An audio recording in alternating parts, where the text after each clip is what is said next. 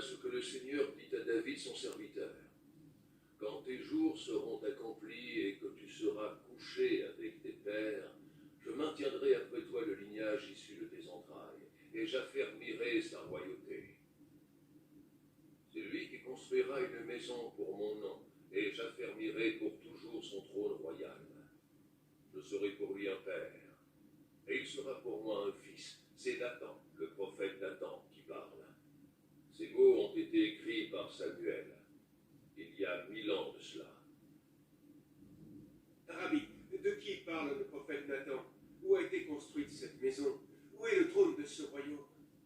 Je suis sûr qu'il parle du roi Salomon. Rabbi, je suis sûr que le prophète ne parle pas de Salomon. Et de qui parle-t-il alors? Il parle du Messie qui va venir apporter le salut éternel au peuple d'Israël.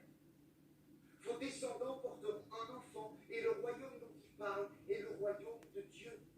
Un royaume sans frontières élevé dans le cœur des hommes. Le texte dit, il construira une maison pour mon nom. Notre Seigneur rendra stable le royaume de son Fils bien-aimé. Cette maison et beaucoup d'autres maisons en Israël seront sauvées en son nom.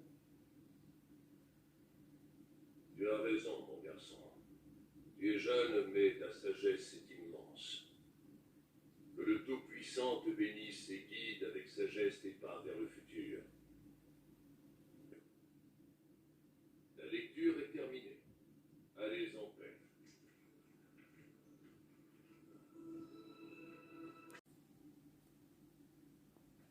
Mais tu es étranger à cette synagogue. Non, Rabbi, je ne suis pas un étranger. Vous m'avez peut-être oublié, je suis le fils de Joseph, le charpentier. Mais oui, on m'a dit que tu étais à Capharnaüm, que tu avais même des disciples.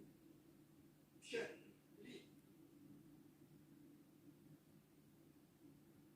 Je vais lire les mots du prophète Isaïe. L'Esprit du Seigneur Tout-Puissant est sur moi, car il m'a donné l'onction.